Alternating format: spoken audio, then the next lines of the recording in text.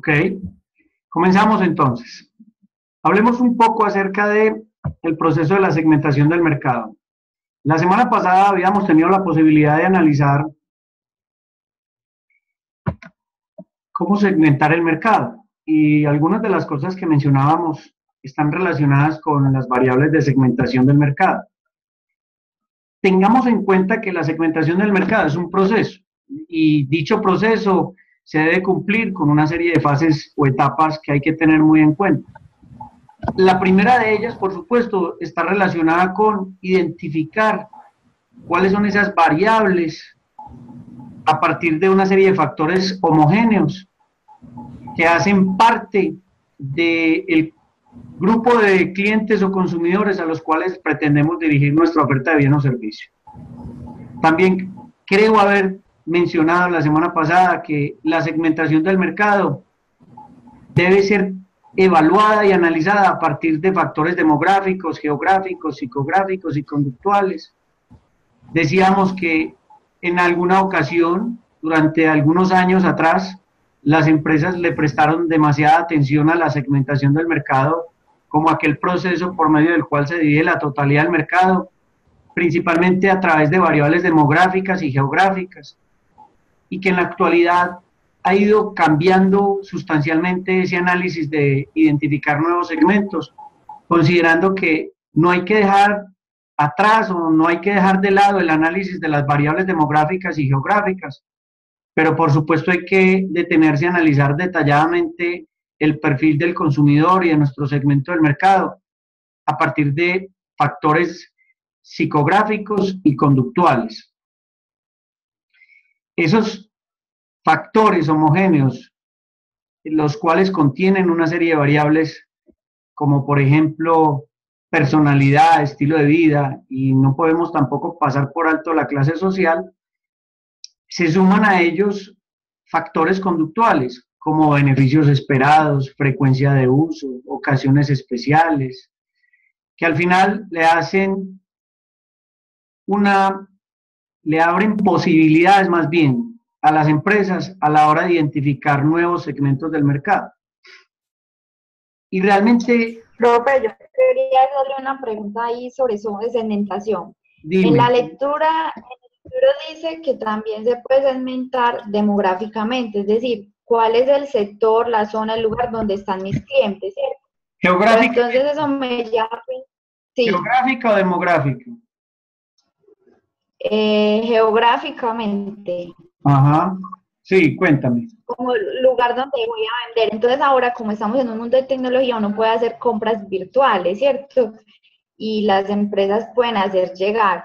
Entonces, ese tipo de segmentación ya no se debe seguir como utilizando, teniendo en cuenta como las nuevas tecnologías. Sí se debe utilizar, pero te cuento lo siguiente. Y esa es una muy buena pregunta. Este fin de semana tuve clase con un grupo presencial de posgrado acá en Medellín. Y una estudiante me hizo casi la misma pregunta que tú me estás haciendo, pero con una consideración que les voy a contar. Ella es actualmente empresaria, tiene su propia empresa de comercio electrónico, viene hace un año comercializando productos para un segmento infantil. Sus clientes son los padres, por supuesto, que tienen hijos en edad entre los 0 y los 8 años. Y me cuenta y me dice, Juan, yo quiero que tú me expliques cómo hago para poder describir el segmento de mercado al que yo me dirijo, porque a mí me compran de todas las ciudades del país y yo definitivamente no tengo claro dónde está mi segmento del mercado. Una de las cosas que yo le manifesté fue lo siguiente, yo le dije, mira, tú debes de tener en cuenta un análisis en el que se logre sustentar desde el punto de vista demográfico quiénes son tus usuarios, consumidores, pero también quiénes son tus clientes. Define el perfil de tus clientes, compradores, y define el perfil de tus consumidores. Ten en cuenta desde lo demográfico que es posible analizar intervalos de edad para aquellas personas que pueden llegar a ser los que más llegan a demandar o a necesitar el producto o portafolio de producto que tu empresa le está ofreciendo. Hablemos solamente de una variable, edad. Ella puede construir su perfil Sin embargo, yo le manifestaba que la edad no puede ser el único factor a tener en cuenta. Cuando hablamos de localización geográfica, yo le decía, tú tienes un registro de despachos a diferentes ciudades. Y me dijo, sí, por supuesto. Y yo le decía, incluso tiene convenio con una empresa logística de distribución de despachos. Y yo le decía, bueno, tú puedes estar haciendo un análisis de algunas métricas y algunos indicadores que te permitan corroborar dónde están localizados principalmente tus clientes actualmente. Y esos pueden ser tus clientes actuales, pero no necesariamente esos van a ser tus clientes indefinidamente, porque lo que puedes hacer es identificar dónde hay clientes potenciales. El hecho de que estés, digamos, distribuyendo principalmente a ciudades como Bogotá, Cali, Barranquilla, o en algunos casos ciudades intermedias, te va dando una pauta desde el punto de vista geográfico. Adicionalmente, podrías tener claridad si las distribuciones que has hecho hasta ahora están localizadas en zonas urbanas o zonas rurales, o en dónde principalmente están ubicados esos que en la actualidad te están haciendo solicitudes de productos.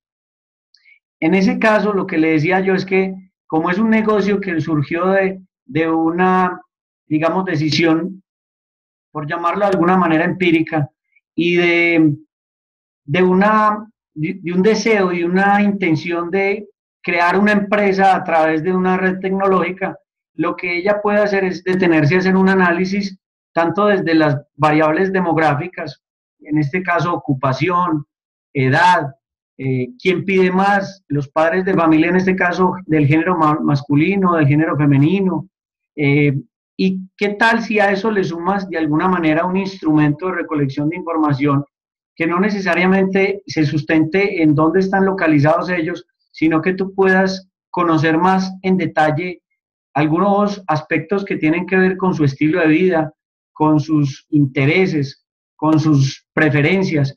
Yo creería que por la forma como ellos piden, cuál es su frecuencia de pedido, es una frecuencia mensual, es una frecuencia excepcional, yo creo que hay elementos de peso para uno poder detenerse a pensar que sí es posible segmentar geográficamente, porque el hecho de que yo tenga una plataforma comercial en donde me pueden pedir de cualquier lugar del planeta, no significa que la empresa también esté en capacidad de poderlo hacer o le interese hacerlo.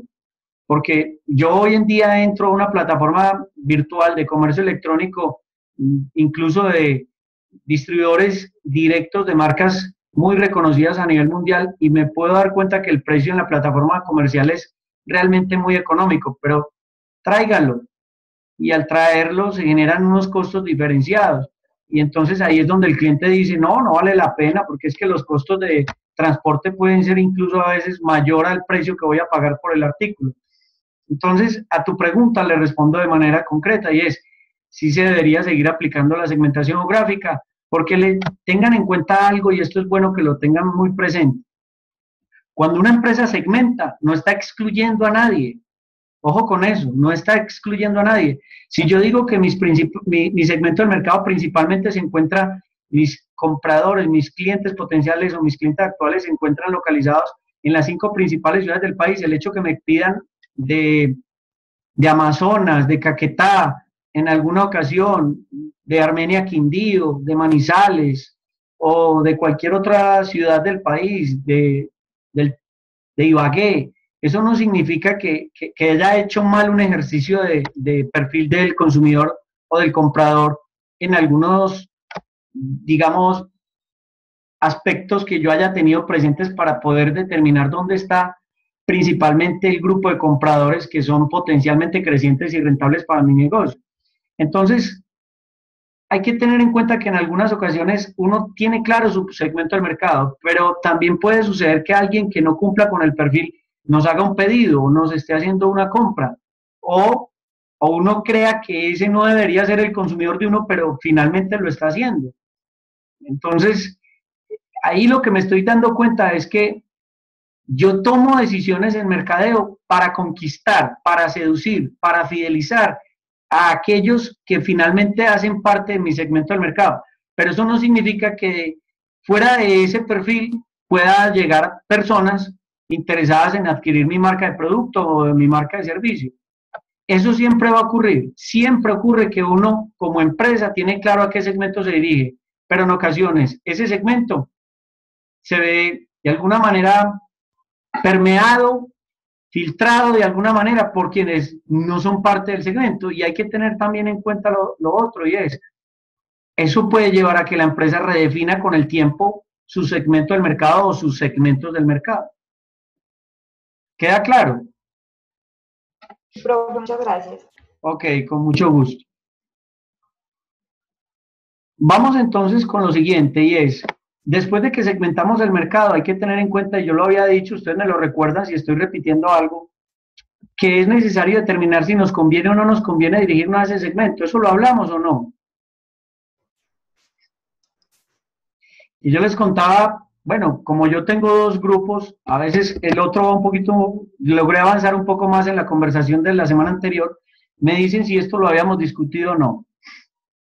Cuando yo voy a identificar un segmento del mercado, yo tengo que saber, después de que ya he logrado analizar el perfil de ese segmento, yo debo tener en cuenta si ese segmento me conviene o no me conviene llegar a él, en términos de consideraciones como mesurabilidad, sustanciabilidad, accesibilidad, diferenciabilidad y aplicabilidad. ¿Lo vimos o no lo vimos? No.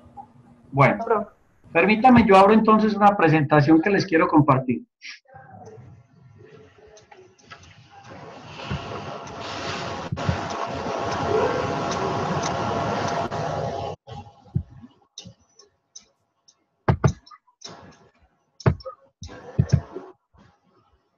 Yo les voy a decir dónde está la presentación para que la podamos utilizar si así ustedes lo desean, igual yo se la puedo compartir. Recuerden que esta semana ya empezamos el objeto de aprendizaje 3, pero por la necesidad de ampliar los temas del objeto 2, todavía hoy no estamos hablando del objeto 3, sino del objeto 2. Yo a ustedes les compartí este archivo de segmentación del mercado en aula inicio, en la carpeta del objeto 2, y hace un instante yo hablaba de estas variables.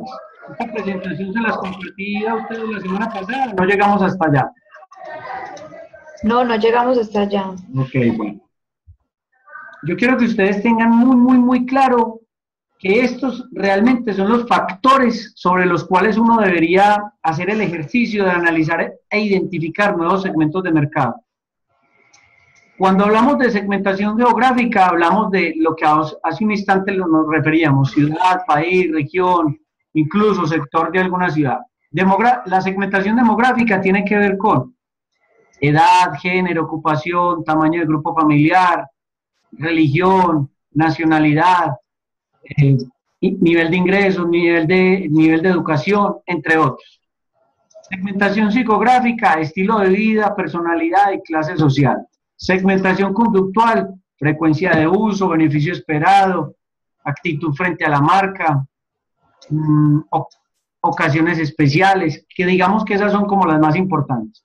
Pero cuando uno ya hace el ejercicio de identificar su segmento del mercado y lo describe y tiene claro cuáles son realmente sus características, luego le es necesario a la empresa detenerse a evaluar y analizar qué tan conveniente es llegar a ese segmento del mercado.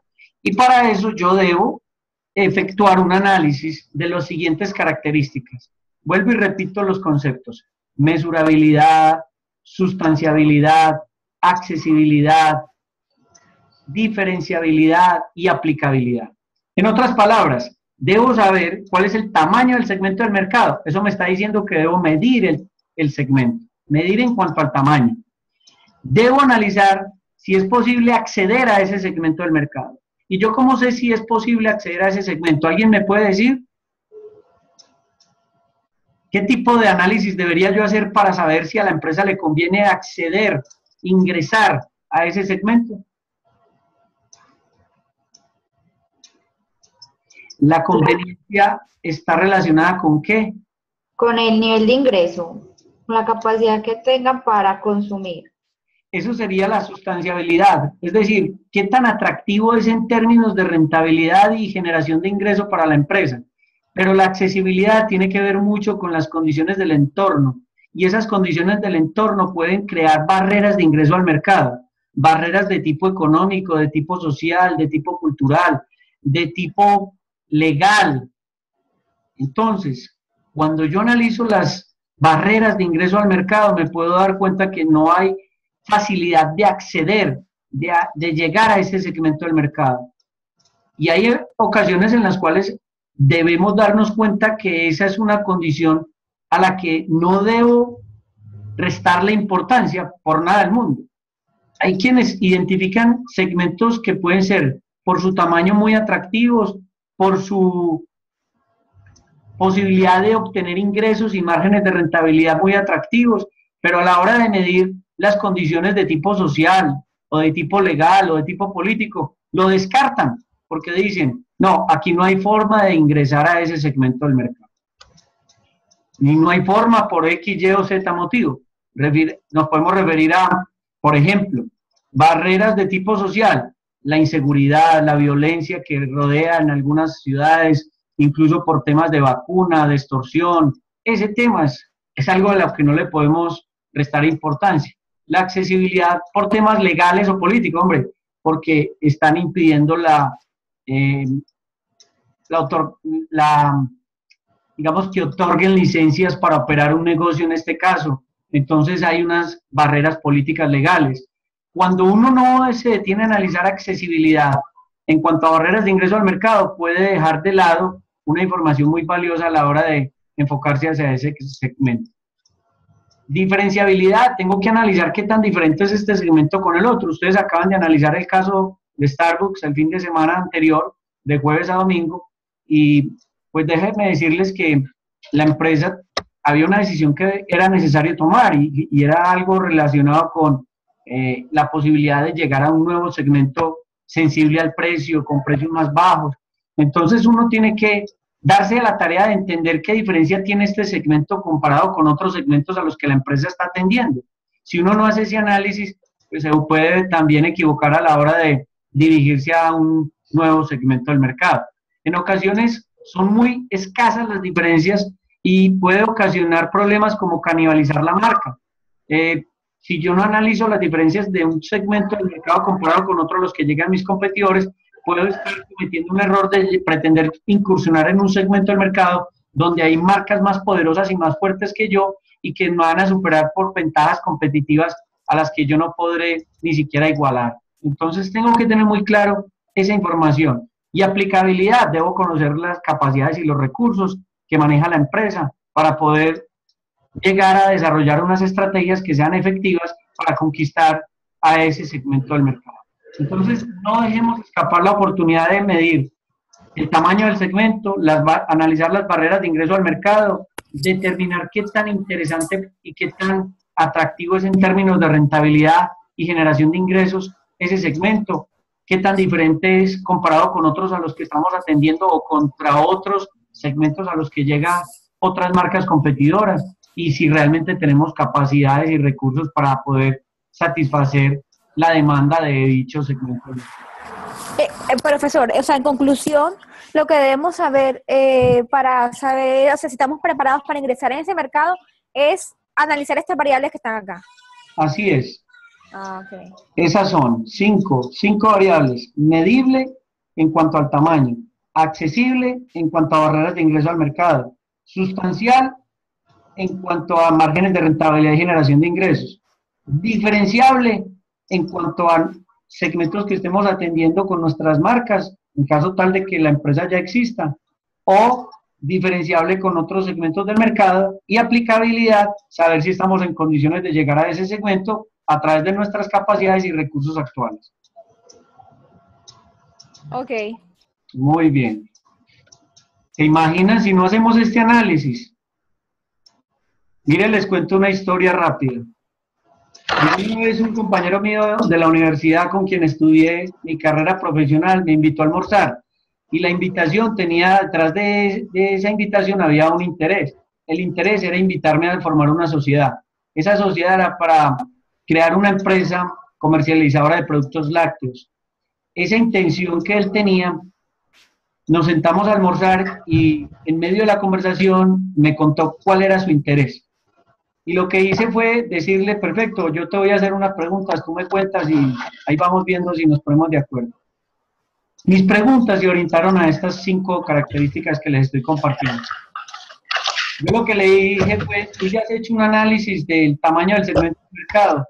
Y me dijo, no exactamente, pero te puedo decir que es de gran tamaño. Listo, perfecto. Le dije, eso es algo que debemos hacer. Luego le pregunté, ¿has podido identificar si hay algunas barreras de ingreso al mercado? En esa época que él me hizo la propuesta, la empresa pretendía orientar su distribución y comercialización de productos lácteos de la marca Parmalat y su intención era comercializar y atender los municipios del norte de Antioquia, de acá lo que es de Barbosa, bueno, Don Matías. Don Matías, Santa Rosa de Osos, Yarumal, algo así, ¿cierto? Y le pregunté que si realmente él había analizado dificultades para poder acceder a ese segmento del mercado y me decía, hombre, sí, realmente allí hay un tema de orden público, en ese entonces el problema era muy latente y yo le decía, ¿y qué implicaciones tiene eso? Y pues parece ser que no las había analizado muy en detalle. Y eso hay que analizarlo por las consecuencias que puede llegar a traer. Le pregunté cuáles son los márgenes de rentabilidad y me dijo del 5% aproximadamente bruto. O sea, estamos hablando de un margen de rentabilidad escasísimo. Pero su justificación se apegaba a que el tamaño del segmento era muy amplio y que era para distribuir de manera, mejor dicho, convertirnos en mayorista. Diferenciable, qué tan distinto era con respecto a otras marcas que habían en el mercado y me decía, realmente nosotros somos una marca que está posicionada en ese momento, la marca Parmalat, pero allí hay otras marcas que se comercializan y vamos a distribuir a través de el canal tienda a tienda y mini mercados, supermercados, entonces digamos que íbamos a competir con otras marcas para los segmentos a los cuales pretendíamos llegar. Sí, eran diferentes en varios aspectos, pero en otros eran muy parecidos. Y si estábamos en condiciones o no de poder atender ese segmento del mercado, pues teníamos escasez de recursos. Digo, teníamos porque él me estaba haciendo la propuesta. Al final me di cuenta que después de un corto diálogo y que no tenía tan clara la idea, le dije, una vez tengas la información, me la pasas. Nunca me la pasó y yo, por supuesto, nunca fui parte de la idea de negocio. Y lo más triste es que él a los 2 años se quebró. Él montó su negocio, a los 2 años se quebró y perdió mucho dinero. Entonces, ante una situación como esta, uno no puede tomar decisiones a ojos cerrados. Esta información que suele ser muy teórica a veces, nos da una posibilidad enorme de no equivocarnos cuando queramos llegar a un segmento del mercado. Vamos a referirnos por un instante al paso siguiente. El paso siguiente es, ¿qué estrategias de segmentación puedo utilizar? ¿Ustedes me pueden hablar un poco si saben de alguna estrategia de segmentación?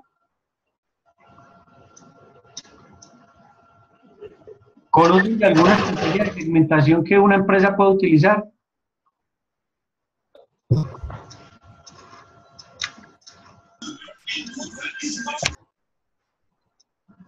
No.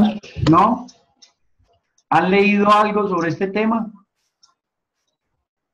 Me refiero a si han leído, por ejemplo, en el árbol conceptual que se explican cada una de ellas. Por ejemplo, aquí están. ¿Sí? Hay una estrategia de segmentación del mercado que se conoce con el nombre de estrategia no diferenciada o indiferenciada, y otros le llaman estrategia de segmentación masiva. ¿A qué se refiere esa estrategia?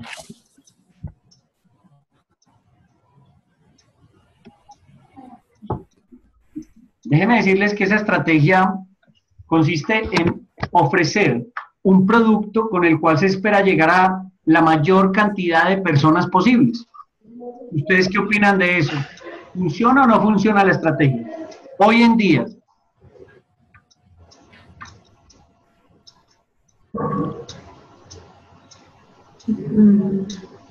Depende del producto.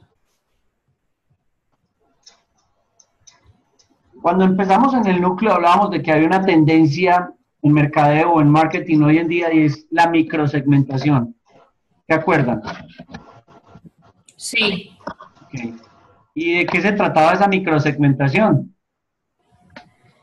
De caracterizar en detalle el mercado Correcto, y el segmento hacia el cual se dirigiría el producto o servicio. muy bien.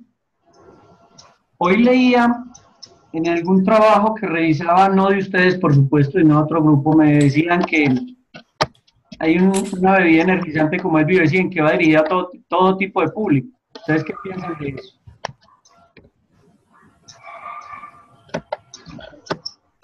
Que no, porque de la misma publicidad que hace la marca o el producto está dirigido a población trabajadora, que tiene capacidad para el consumo, que se está ubicada como en las urbes, que tiene como un estilo de vida un poco apresurado, no está dirigido para todo el mundo. Exacto. Entonces, ¿por qué les hago esta pregunta? Porque hoy en día la estrategia de segmentación masiva prácticamente está en desuso. Y les voy a decir por qué. Porque hoy es muy difícil que una empresa con un producto logre conquistar los deseos y las preferencias de un público objetivo muy amplio. Me refiero a lo siguiente, y es que eso funcionaba hace unos años atrás, cuando las empresas, podría decirse que con un producto cubrían las necesidades de todo un mercado. Hoy no es así, hoy la estrategia debe ser incluso algo completamente diferente a esta que les estoy mencionando. Hoy las empresas lo que buscan es diferenciar su oferta de producto y lo que hacen es ofrecer varios productos para varios segmentos del mercado. Entonces, si esta estrategia lo que nos dice es llevar a cabo un mercadeo masivo con lo que uno pensaría que va a tener éxito, por el contrario, cada vez los consumidores nos parecemos menos unos a otros. Y si hay semejanzas, esas semejanzas son a partir de aspectos homogéneos, factores muy homogéneos, pero que realmente hoy la tendencia es a personalizar o individualizar los productos, no a masificarlos, porque esa es una manera de generar experiencias de consumo. Entonces, si me lo preguntan, esta estrategia hoy en día es más teoría que práctica. La estrategia no diferenciada, por el contrario, una estrategia de segmentación de mercado diferenciada es aquella donde se busca ofrecer varios productos para varios segmentos del mercado. Y si nos detenemos a pensar, esa estrategia hoy en día es la que más utilizan las empresas. La mayor cantidad de empresas hoy en día se orientan a una estrategia de segmentación diferenciada. ¿Por qué? Porque lo que les interesa es llegar a segmentos de consumidores con preferencias que han sido analizadas y estudiadas previamente y donde lo que hacen es tratar de llegar con un producto a cada segmento. Hay muchos ejemplos, demasiados ejemplos que incluso les compartía cuando analizamos la estrategia de microsegmentación. ¿Qué es la estrategia de microsegmentación? No es nada más y nada menos que una estrategia diferenciada, pero en la mínima expresión, donde con cada producto lo que buscan es satisfacer casi que a cada cliente de manera individual. La diferenciada no es tanto hasta allá, pero hoy en día la diferenciada sí nos puede decir que hay empresas que ofrecen un portafolio amplio de productos donde cada producto se orienta a un segmento del mercado. ¿Qué es la estrategia de segmentación concentrada? Esta estrategia nos dice que la empresa ofrece un producto para un segmento del mercado. ¿Cuáles son las empresas que predominan hoy en día a la hora de escoger esta estrategia de segmentación?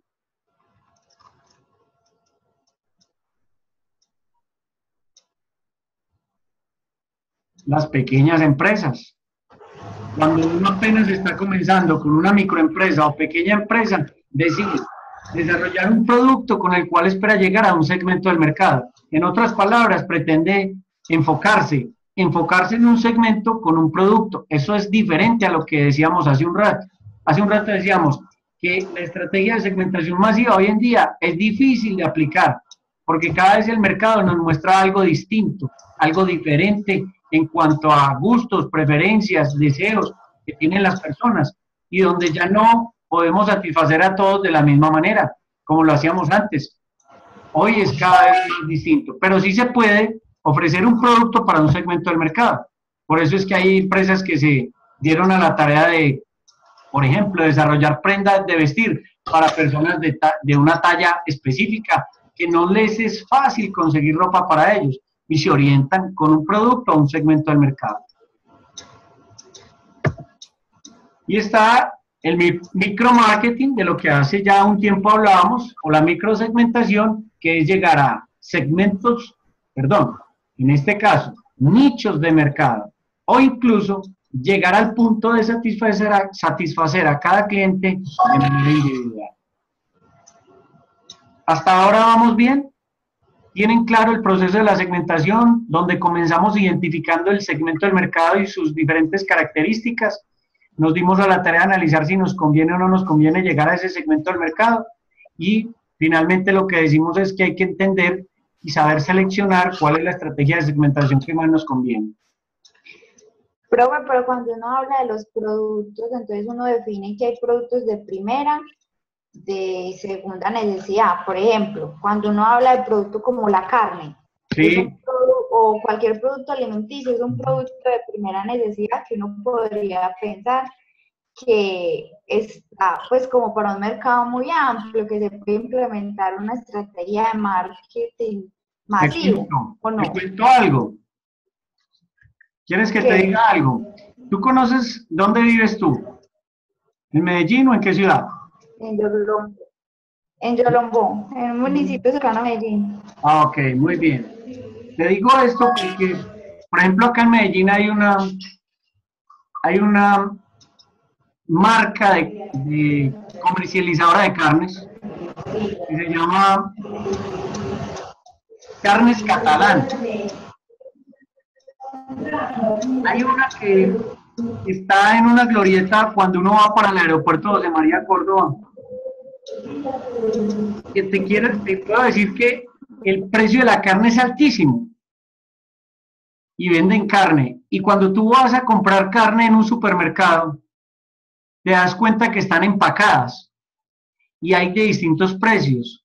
Y no todo el mundo puede comprar solomito. Y no todo el mundo puede comprar solomo redondo. Tú me dirás, profe, pero es el mismo producto. Y yo te digo, no es lo mismo carne solomito que solomo extranjero, que tabla, o que cualquier otro tipo de carne de ahí para abajo. Entonces, el producto, digamos que de alguna manera ya está procesado, porque yo no estoy hablando de un animal, estoy hablando de un producto que ya ha sido, de alguna manera se le ha generado un valor, con un empaque, con un precio, con una clasificación del producto. Es como la gasolina. Cuando uno va a una estación de gasolina, uno puede decir, no, pero es que el combustible es para todo el mundo. Y yo te digo, sí, claro, solo que no todo el mundo tiene para tanquear extra, no todo el mundo tiene para tanquear gasolina corriente, pues, digamos que gasolina corriente. Hay quienes prefieren el gas vehicular, hay otros que prefieren el diésel. Entonces, cuando uno se da cuenta que, a pesar de que en un mismo lugar venden combustible, cada producto de combustible va dirigido a un segmento distinto. En un mismo lugar venden carne, sí, pero no todas las carnes son iguales y para todos los segmentos. En una carnicería uno puede ver personas que van a ciertas carnicerías de un estrato 5 y 6 y a otras no van sino de 1 y 2, pero puede ser por la localización donde se encuentran o por los precios que manejan. Esa es una forma de entender que la segmentación no necesariamente puede llegar a ser masiva. Incluso los servicios públicos de telecomunicaciones, de servicios públicos de acueducto, alcantarillado, cualquiera podría decir, pero es que eso es para todo el mundo. Y yo le digo, sí, ¿y por qué los que viven en estrato 5 pagan diferente a los que viven en 2, pagan diferente a los que viven en 3? Cuando yo compro un servicio de Claro de televisión, telefonía e internet, me cobran diferente por el estrato en el que yo vivo, a quienes viven en otro estrato, en este caso puede decirse que es 1, 2, 3. En ese caso, uno tiene que entender que no todos los productos, a pesar de que pueden llegar a ser de primera necesidad, están dirigidos para todo tipo de público. es que yo siempre he sido opositor de la expresión para todo público, para todo tipo de público, para todo tipo de personas. Eso lo podía decir uno hace 50 años atrás y hasta de pronto 40 o 30 años atrás, pero decirlo hoy, que mi producto va dirigido a todo tipo de personas, es que una cosa es que yo quiera llegar a todo tipo de personas y otra muy distinta es que todas las personas quieran elegir mi producto o puedan elegir mi producto. Eso no es así. Como uno a veces piensa que el producto quiere que lo compre todo tipo de personas, se imagina que todo tipo de personas quieren y pueden comprar mi producto. Y la realidad nos dice que no todas las personas pueden adquirir mi producto o no a todas las personas les gusta mi producto. ¿Correcto? Muy bien. Voy entonces a dar un salto a la estrategia de posicionamiento.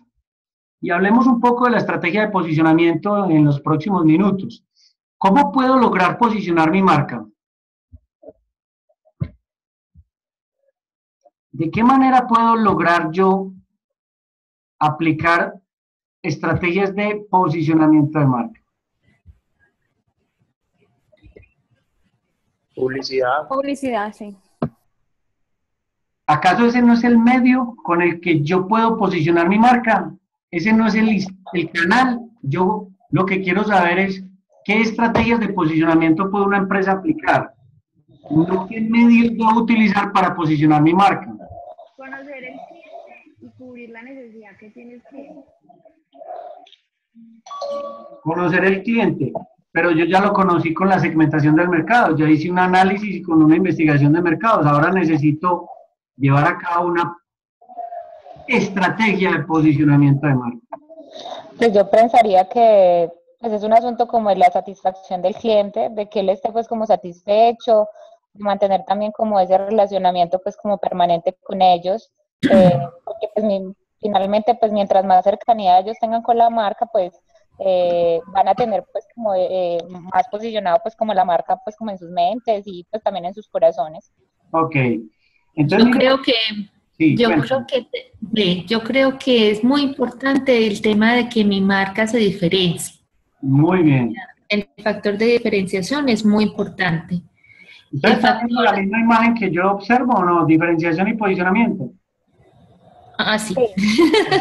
No, vamos bien, vamos bien. Bueno, yo pienso que esa capacidad distintiva o diferenciadora es muy importante. La capacidad que tiene mi producto o mi servicio de ser apreciado, o de gustar, o de despertar como afiliación pues o fidelización. ¿Cuánto gusta, pues? Y también como que si el cliente entiende como el uso o los beneficios que yo quiero resaltar de mi producto o de mi servicio. Completamente de acuerdo. Tú has dicho cosas muy importantes y muy acertadas. Retomo algunas cosas que mencionabas. La diferenciación debe estar presente en el posicionamiento. Si no te diferencias, no hay forma de que logremos posicionar nuestra marca.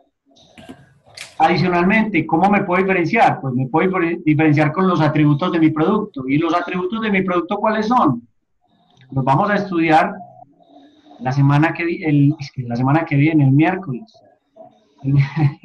¿Cuándo volvemos a tener ustedes y yo conversatorio? ¿El miércoles o el jueves? ¿El jueves? Miércoles. El miércoles. Ok. El miércoles vamos a hablar de decisiones de producto y precio. Y allí nos vamos a dar cuenta que los atributos de un producto están, digamos, asociados o relacionados con atributos racionales, atributos emocionales y atributos sensoriales. Entonces, yo tendría que decir que los atributos puede ser la marca del producto, que representa la marca para el segmento del mercado. Estatus. Hay marcas que representan estatus, hay marcas que representan aspiraciones en la sociedad. Entonces, también hay que decir que el empaque, la presentación del producto puede ser un atributo, puede ser la calidad del producto, un atributo importante, y por eso nos logramos posicionar en el mercado con nuestra marca. Pero también hay que ver que esos atributos están relacionados con las emociones, y esas emociones con los sentimientos. con la conexión emocional y afectiva que podamos lograr generar en nuestro público objetivo. Así pues, nuestra estrategia de posicionamiento se orientaría a diferenciarnos de acuerdo a nuestros atributos y beneficios, esos atributos asociados a las características del producto. Ahora podemos ver que también nos podemos posicionar de otra manera, como tú lo mencionabas hace un rato, de acuerdo a quienes utilizan el producto o de acuerdo al uso que se le da al producto. De acuerdo al uso y de acuerdo a quien utiliza el producto. Son dos cosas distintas. Y podemos llevar incluso a analizar estrategias de posicionamiento considerando la relación precio-beneficio. Esa relación precio-beneficio, ¿alguna vez ustedes se han detenido como consumidores o como clientes, se han detenido a utilizarla? ¿Han hecho su propio ejercicio de relación precio-beneficio? Claro. ¿Han hecho una compra por internet, por ejemplo, para reserva de hoteles en algún destino nacional o internacional? Sí. ¿Se han detenido a comparar precios y beneficios de cada hotel? Precios que manejan por noche de alojamiento y lo que cada uno de esos hoteles te ofrece, ¿lo han hecho comparativamente?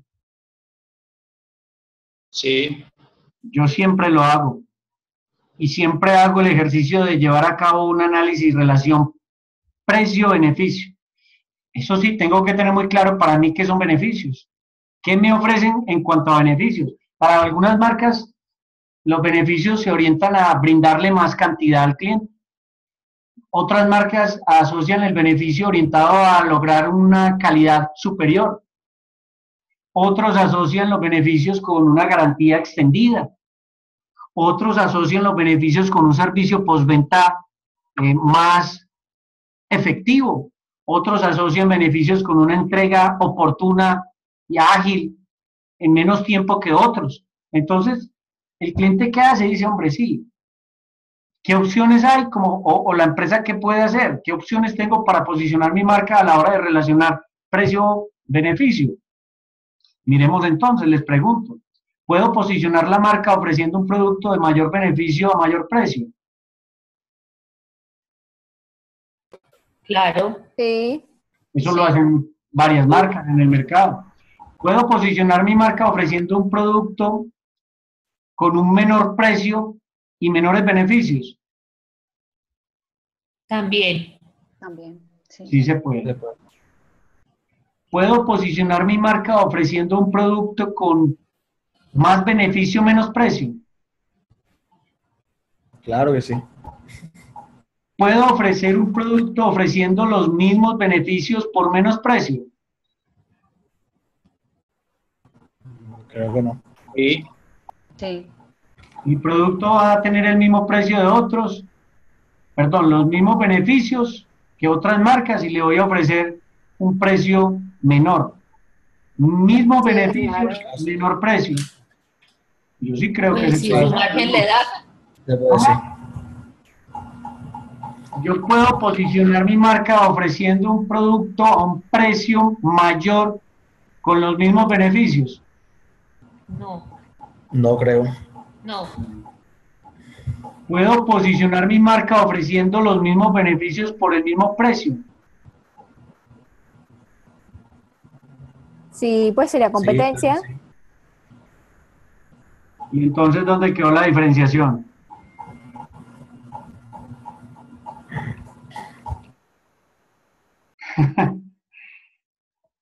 Hace un instante decíamos que para posicionar nuestra marca nos debemos diferenciar, ¿o no? Sí. O te diferencias por atributos, o te diferencias por beneficios, o te diferencias por precio, pero no te vayas a atrever a pretender posicionar tu marca ofreciendo lo mismo al mismo precio que otros. Los mismos beneficios al mismo precio de otros, haces que el consumidor termine eligiendo cualquier marca, porque para él le es indiferente en caso de que tú quieras hacer lo mismo que otros y fijando un mismo precio que otros. No hay manera alguna de que nuestra marca se logre posicionar con una estrategia como como la que acabo de mencionar hace un instante. No funciona posicionar nuestra marca con el mismo precio y los mismos beneficios. Ahora bien, creo que hemos hecho ya el recorrido por segmentación del mercado y estrategias de posicionamiento de marcas. Dediquémosle un tiempo a la teoría del comportamiento del consumidor. Yo quiero que ustedes vean un video que a continuación les voy a compartir.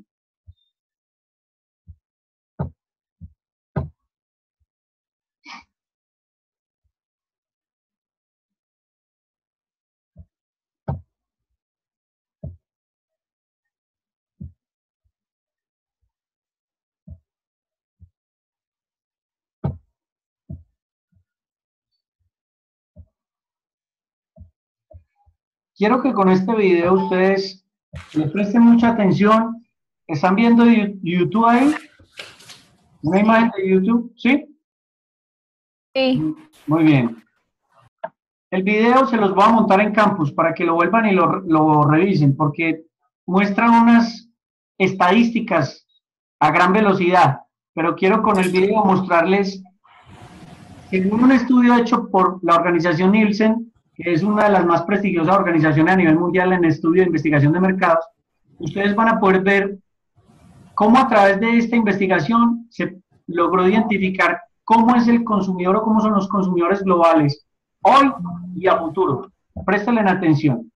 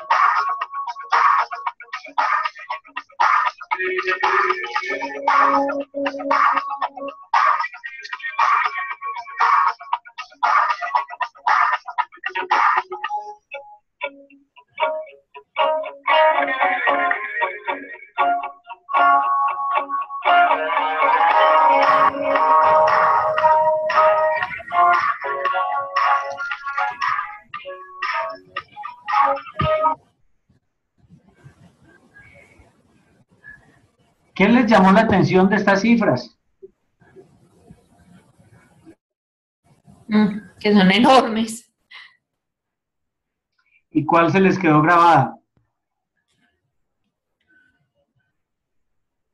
Los datos sobre la clase media. Muy bien. ¿Y cuál les sorprendió demasiado? ¿Cuál llega al punto de uno decir, tremendo? La cantidad de población en línea. Ajá, muy bien. ¿Hubo alguna que mencionara el tema de la edad, el envejecimiento de las personas? ¿No? No lo alcancé a ver. 65 años.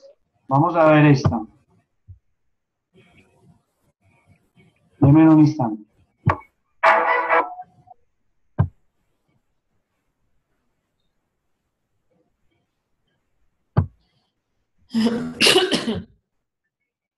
Este es otro video.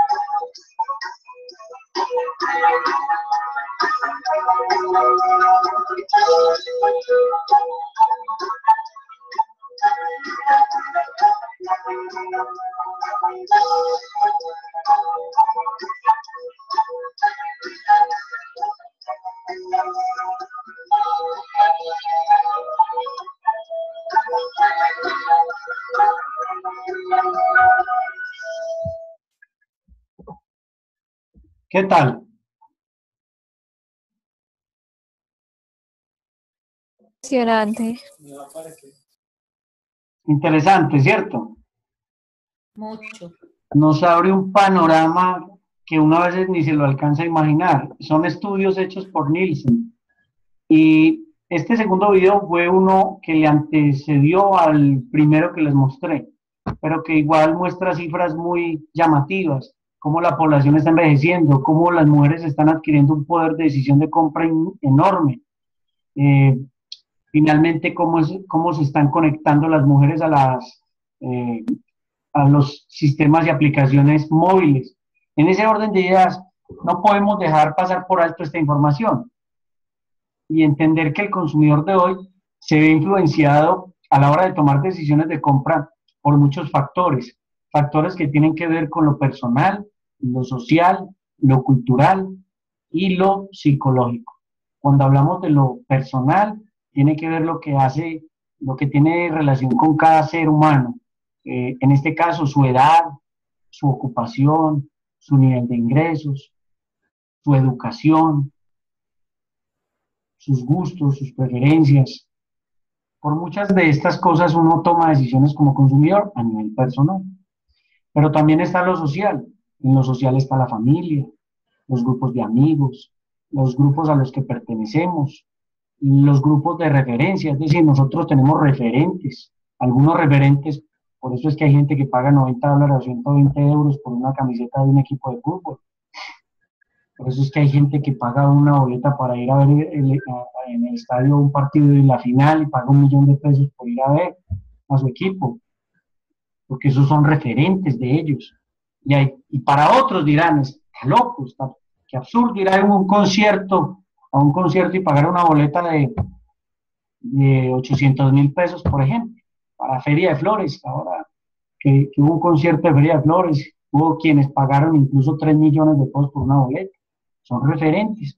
Es que hay quienes siguen a Mar Anthony y les gusta Silvestre Dangond y pagan lo que tienen con qué, lo compran. Son referentes. El estatus y el rol social son parte de ese factor social al que todos pertenecemos, pero que de una u otra manera influye de manera distinta. Está el factor cultural, las costumbres, las creencias, los estilos de vida, los valores, las tradiciones, pero también hay que analizarlo desde la subcultura, no solamente desde una cultura macro, sino de una cultura micro. Cada región, cada ciudad tiene una subcultura, incluso cada zona de una ciudad puede ser una microcultura, una subcultura que debemos analizar en detalle. Y tenemos también otro factor que es el psicológico, las motivaciones, las percepciones y el aprendizaje son factores determinantes en las decisiones de compra de los consumidores. Termino con esto porque quedé a las 9 de la noche de conectarme con el otro grupo porque creo que era una hora suficiente para terminar, ya que le habíamos dedicado casi 1 hora 45 minutos la vez pasada al conversatorio. Termino con esto. Cerrar con una última pregunta. Dime. ¿Usted piensa que el marketing satisface las necesidades o que a través del marketing se crean las necesidades para los consumidores, especialmente cuando usted hablaba sobre las decisiones de compra basado en temas como el estatus, como las percepciones, como tendencias? ¿Quién me hizo la pregunta? Liliana, muy bien Liliana. Mi opinión es la siguiente. A través del mercadeo nosotros no identificamos necesidades, porque las necesidades están allí presentes. El ser humano ya tiene unas necesidades a lo largo de la historia de la humanidad.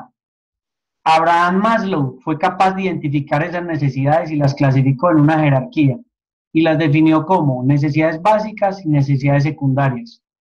Las básicas las definió como fisiológicas y de seguridad, y las secundarias como amor, la parte social, el autoestima y la autorrealización.